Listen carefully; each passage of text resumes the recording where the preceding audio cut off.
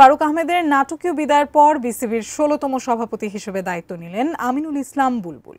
আইসিসির অভিজ্ঞতা কাজে লাগিয়ে দেশের ক্রিকেটের উন্নয়নে ভূমিকা রাখতে চান বাংলাদেশের সাবেক অধিনায়ক। ৯ মাসের মধ্যেই বিসিবিতে আবারও পালাবদল।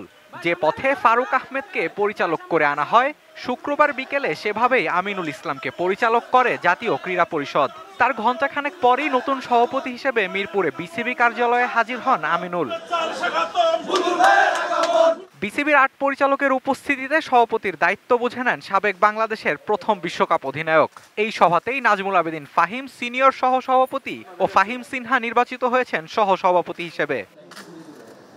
প্রথম সভাতেই গুরুত্বপূর্ণ কিছু সিদ্ধান্ত নিয়েছে আমিনুলের বোর্ড।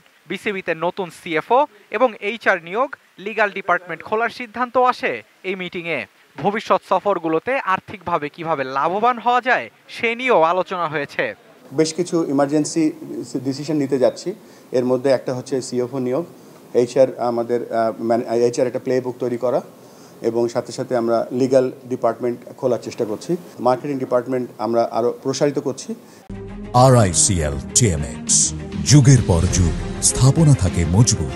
প্রায় ১০ বছর আইসিসিতে এশীয় অঞ্চলের ডেভেলপমেন্ট ম্যানেজার হিসেবে কাজের অভিজ্ঞতা আছে আমিনুলের। সেখান থেকে ছাড়পত্র নিয়ে দেশের ক্রিকেটের উন্নয়নে কাজ করতে এক বাক্যে রাজি হয়ে এসেছেন সাবেক এই অধিনায়ক। আমি যখন এখানে আসি তখন আমার অর্গানাইজেশন বলেছে যে যেহেতু তুমি একটা নতুন কাজে যাচ্ছ, ইউ ওন্ট গেট পেইড।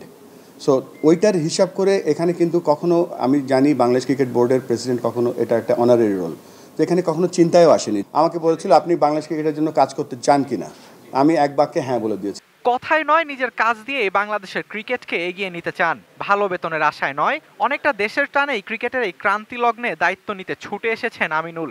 অক্টোবরে বিসিবির নির্বাচনের আগ পর্যন্ত অন্তর্বর্তী সভাপতি হিসেবে দায়িত্ব পালন করবেন নতুন সভাপতি। আমি পেশাদার লোক, আমি ক্রিকেট আমার পেশা। একসময় খেলতাম, তারপরে ক্রিকেট উন্নয়নের কাজ করছি। এটা আমি চ্যালেঞ্জ হিসেবে নিয়েছি। তারপর যদি আমি ভালো করি, আমি হয়তো এই কাজটাই হয়তো আমি আইসিসি ফিরে গিয়েও করতে পারি, বা এখানে যদি এখানে জানি না কি হবে, বাট আপাতত আমার লক্ষ্য হচ্ছে একটা শর্ট টাইমের জন্য ভালো করে কাজ করা। Sheikh Tanvir Hasan Arif, ATN news, Dhaka.